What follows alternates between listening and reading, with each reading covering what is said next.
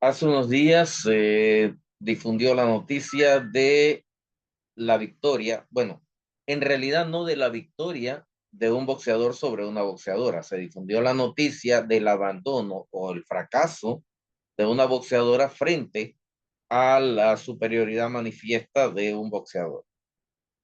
El caso fue el abandono al que se vio forzada la boxeadora olímpica Ángela Carini frente a Ivane Khelif. Ivane Khelif es una argelina o un argelino que, eso lo vamos a ver ahorita, que aparentemente, o según las declaraciones de Ángela Carini, le dio un golpe tan fuerte que ella no lo resistió y que la forzó a abandonar la pelea. Eso ha sido discutido en todas partes en el mundo, ha causado un revuelo y una de las discusiones es que se había dicho que no iban a permitirse los enfrentamientos entre los hombres o las mujeres trans que llaman ellos y las mujeres normales o las mujeres de verdad en las Olimpiadas. Resulta que sí se están permitiendo. Ahora, el argumento del Comité Olímpico es que aunque tienen niveles de testosterona altos, esas personas que ganó es una mujer porque se considera mujer desde o se percibe mujer desde que era un niño, una niña. Entonces, vamos a discutir si eso es correcto o no. Voy a leer la noticia tal como se envió y vamos a ver entonces si es o no es un hombre el que enfrentó a Ángela Carini. La noticia dice, de acuerdo con El Mundo, o sea, el diario El Mundo, dice: después de la derrota en 46 segundos de la boxeadora italiana Ángela Carini frente a la argelina Imane Khelif, ha surgido una ola de desinformación respecto a la biología de Khelif, quien ha sido erróneamente calificada como deportista transgénero. Sin embargo, esto es incorrecto. La argelina es una mujer con diferencia en el desarrollo sexual. Este rumor empezó a circular en marzo del 2023 cuando fue descalificada de la final del Mundial de Boxeo Amateur por tener características que le impiden boxear con otras mujeres. Luego de que se conoció la descalificación, se debió a ello a altos niveles de testosterona. La Asociación Internacional de Boxeo afirmó que los resultados de las pruebas de ADN de Kelly y de otros atletas probaron que tenían cromosomas XY. Aunque estos resultados nunca fueron publicados, esto no significa que sea un hombre. En realidad, tanto las mujeres como los hombres producen testosterona a diferentes niveles, pero esta hormona es necesariamente en el cuerpo puede regular el metabolismo. Hay muchas razones por las que una mujer puede tener altos niveles de testosterona, como síndrome de ovario poliquístico, cáncer de ovario o trastorno de glándula suprarrenal. Es decir, que una mujer tenga altos niveles no significa que sea trans. Eh, vamos a ver esto, vamos a ver qué pasó. El argumento que ellos usan es que a mí en lo personal me parece que no es muy razonable, que el hecho de que tenga niveles elevados de testosterona y que sus cromosomas sexuales sean XY, ellos no los lleva a considerar, a ellos no los lleva a considerar que Iván Ekelif es un hombre, lo siguen considerando una mujer. Pero vamos a ver de qué surge eso. Lo que ellos llaman, o sea, la razón por la que ellos la llaman una mujer es porque ha sido considerada desde niña una mujer, una niña, y fue creciendo y desarrollándose como mujer, según ellos. Pero la verdad es lo siguiente, voy a compartir un planteamiento y vamos a llevarlo a ver cómo podemos manejar esto. Aparentemente hay una situación de emergencia por aquí cerca. Ustedes disculpen, estoy grabando en un lugar que no tiene mucho aislamiento hoy, así que el asunto es este. Eh, tenemos aquí el caso de, miren la presencia de Imane Khelif frente a la de Ángela Carini. Miren la prestancia del italiano frente a la situación de perdón, del argelino frente a la situación del italiano.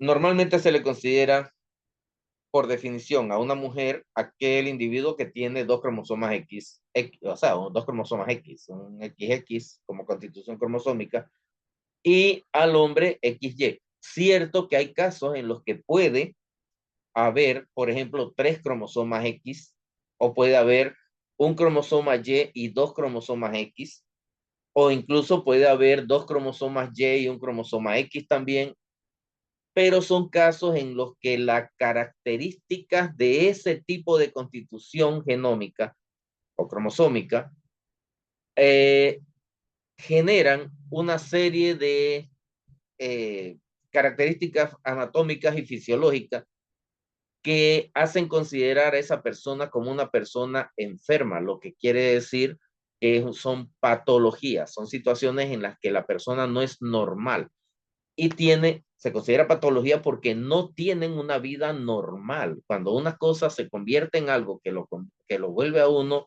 lo lleva a uno a una vida que no es normal, entonces se considera patológico.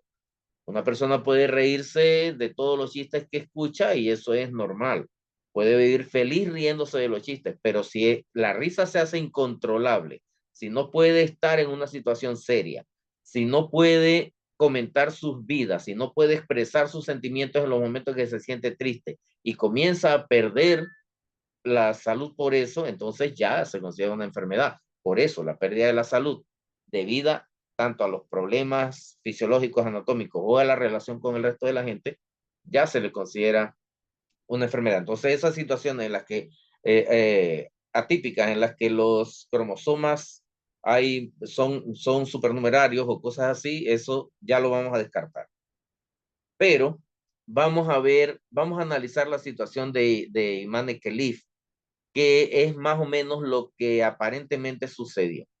Para eso tenemos que recurrir a la embriología, a la ciencia de la embriología, y vamos a ver cómo se forma el sistema urogenital en hombres y mujeres. ¿Es o no es Imane Khelif un hombre? Vamos a verlo ahora. Los hombres tenemos dos cromosomas sexuales, un cromosoma X y un cromosoma Y. Se le llama cromosoma Y porque, bueno, el cromosoma X parece una X y el cromosoma Y no parece una Y, pero es diferente del X, entonces se le llama Y. Mientras que las mujeres tienen dos cromosomas X. En mujeres, esos cromosomas eh, ejercen una fuerza muy grande en el desarrollo sexual, pero el hecho es que ellas anulan uno de los cromosomas. De hecho, se ve una de las formas de determinarse una célula es de una mujer, es viendo algo que se llama corpúsculo de Barr, que es un cromosoma degenerado que se ubica en parte de la membrana del núcleo. Y resulta que ellas anulan uno de los cromosomas porque tienen dos, así que ellos anulan uno y el otro cubre todas las funciones de desarrollo de la mujer. En nosotros ambos cromosomas funcionan porque el cromosoma Y eh, eh, ejerce presión para que se desarrollen las características sexuales masculinas y el cromosoma X, aunque ejerce presión para que se formen también características sexuales femeninas, debe ser anuladas la presión que él ejerce. Entonces el cromosoma Y lo que hace es anular algunas de las funciones del cromosoma X para que predominen las características del varón en el caso en el que se está desarrollando. Desde etapas tempranas se puede apreciar una diferencia entre las estructuras de niños y niñas cuando están desarrollándose en el útero.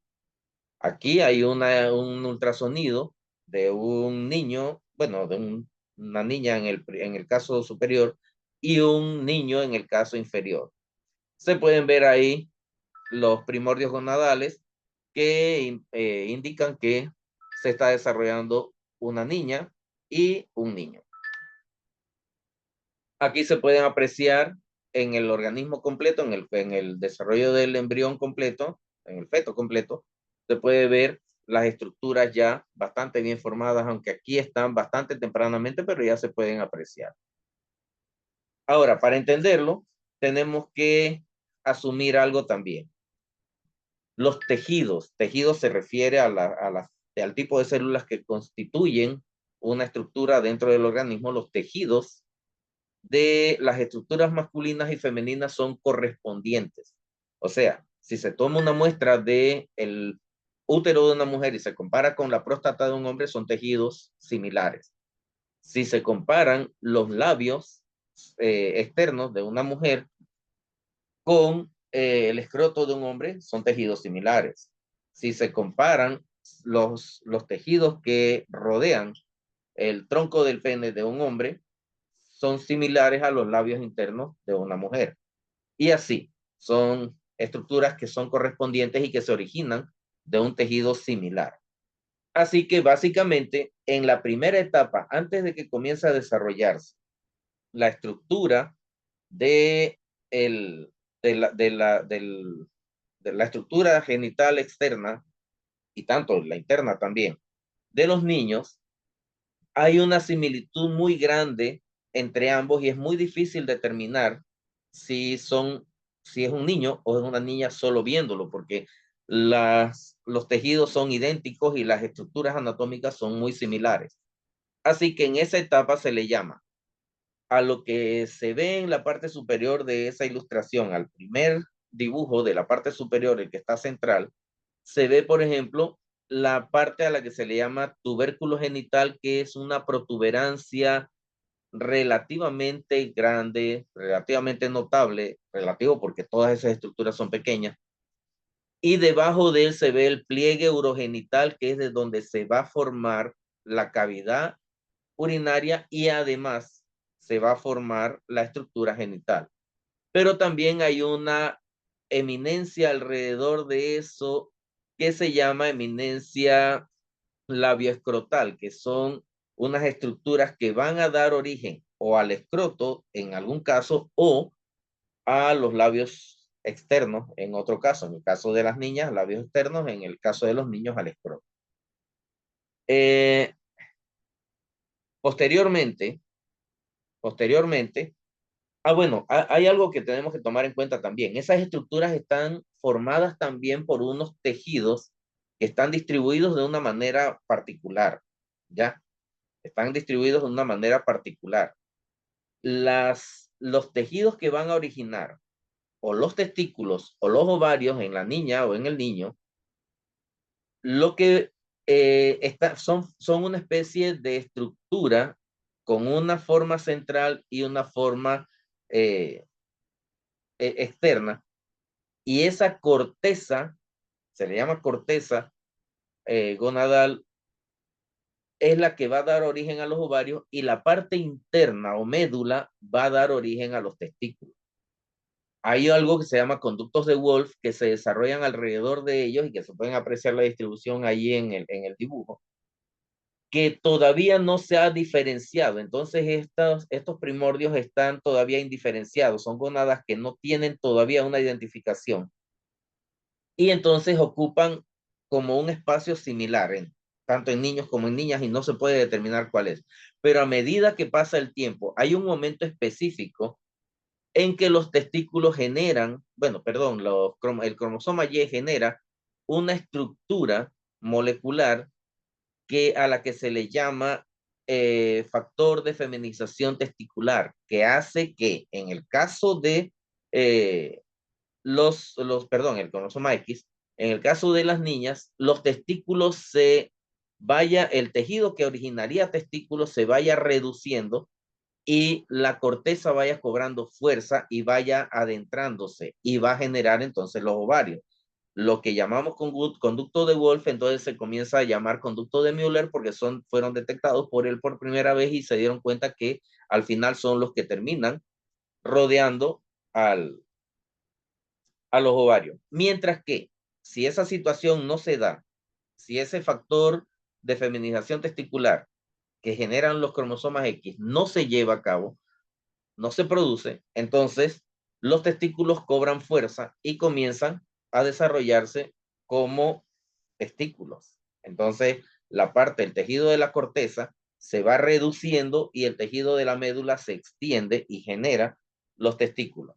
Pero ese factor debe ser generado. El problema es que ese factor se genera alrededor de la sexta y la octava semana, que es donde se determina que va a convertirse en testículos o se van a convertir en ovarios, independientemente de que tenga la estructura cromosómica XX o la estructura cromosómica XY, lo que al final puede generar que un embrión que iba a generar, que iba a producir a un niño, termine teniendo estructuras semejantes a unos ovarios muy mal desarrollados y que los testículos no se desarrollen, ¿ya?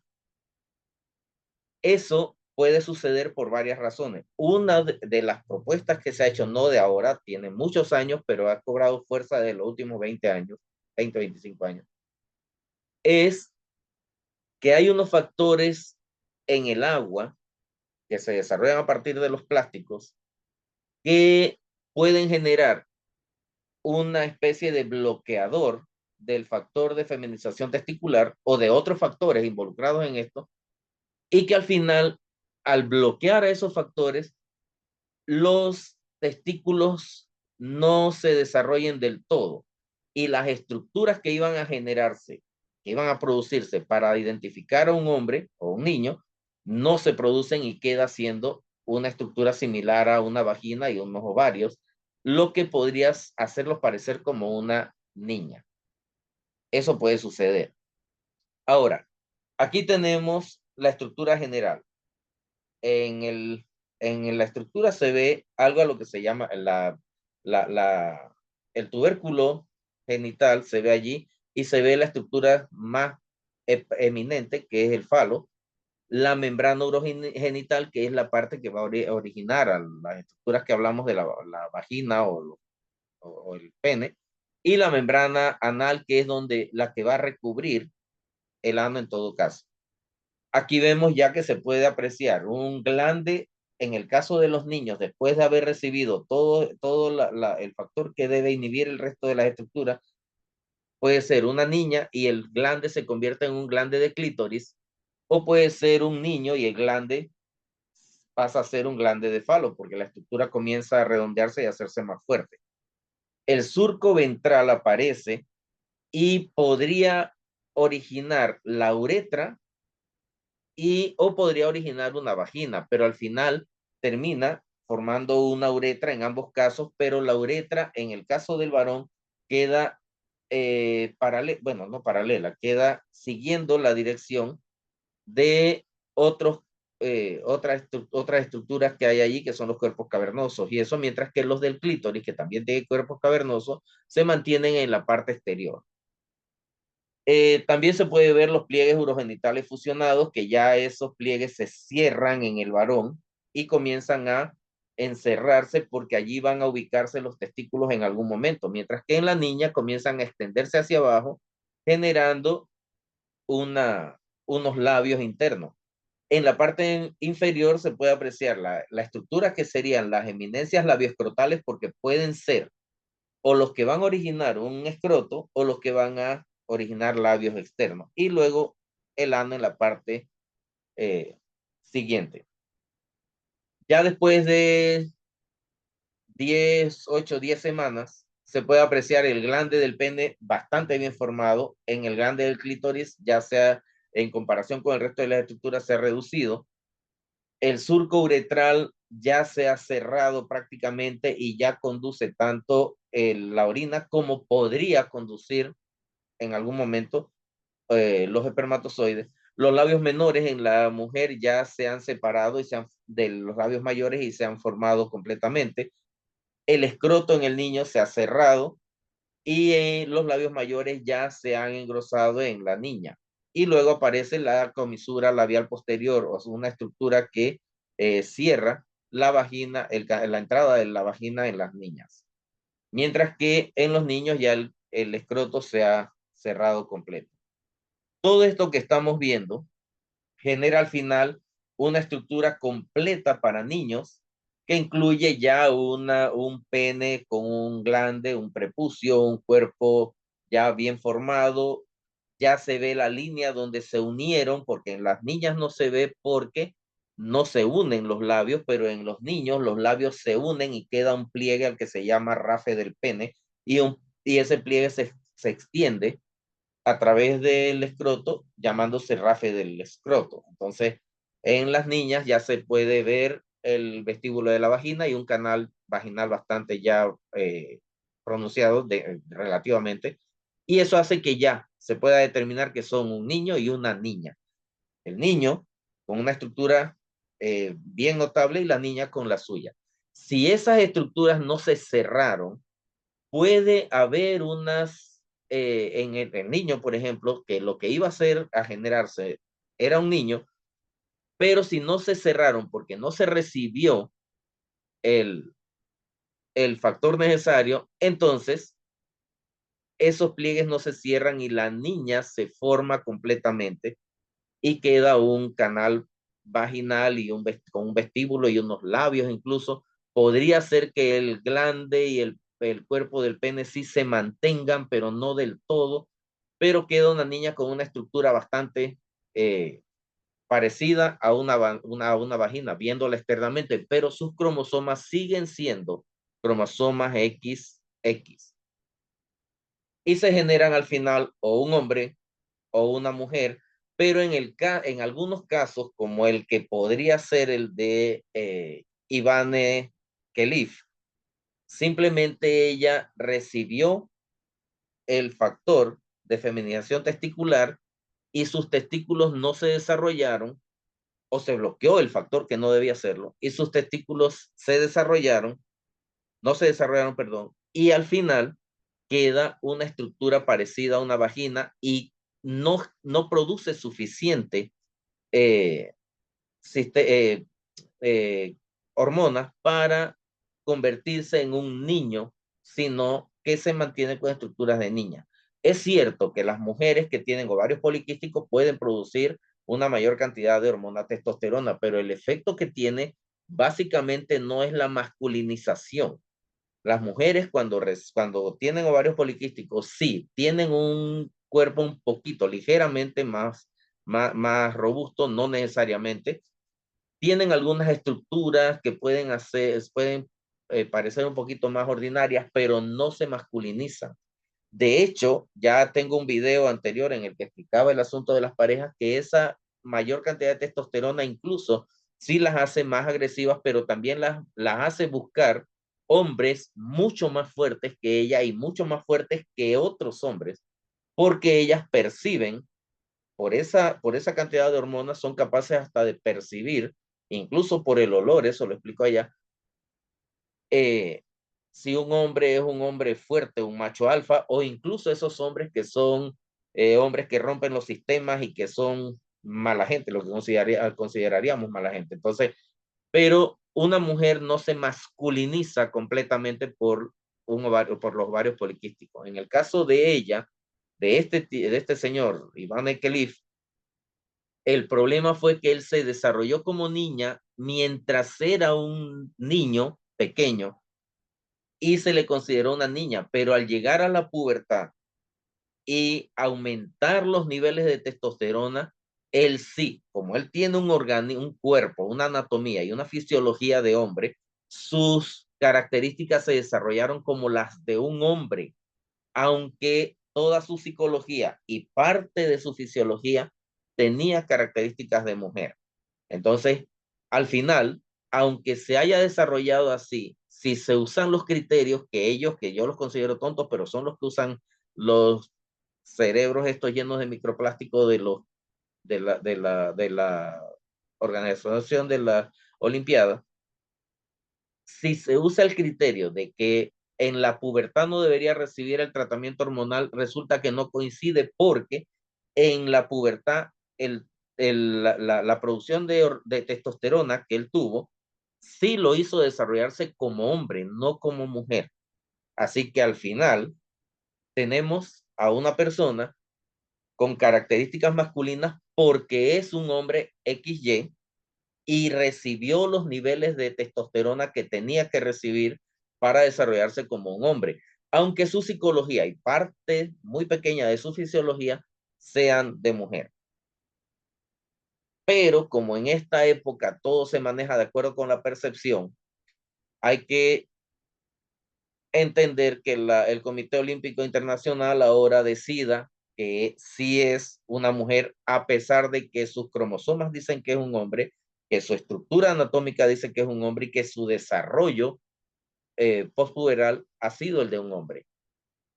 Si ella, si él o lo que sea se considera una mujer, eso lo determinó Ángela Carini con todas las, con todos los efectos que pudo tener, porque ella se quejó de que jamás había recibido un golpe tan fuerte, nunca había sentido un dolor tan intenso, porque lógicamente el que la golpeó era un hombre.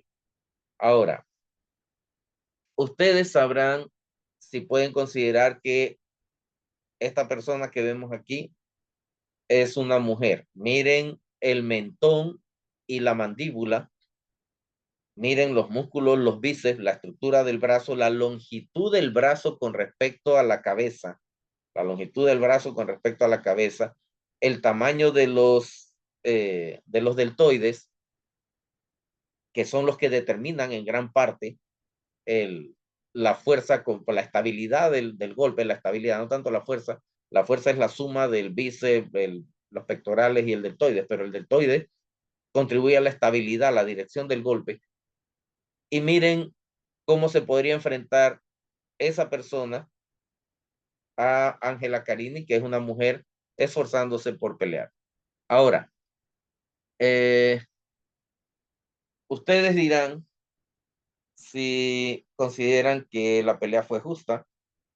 De todos modos, yo en lo personal no lo creo, pero cada uno tiene su opinión y bueno, traté de explicarlo desde el punto de vista científico, que es como se podría analizar la situación. De todos modos, denle like a este video, compártanlo y veamos. Me gustaría ver qué opinan y me dicen cómo les va.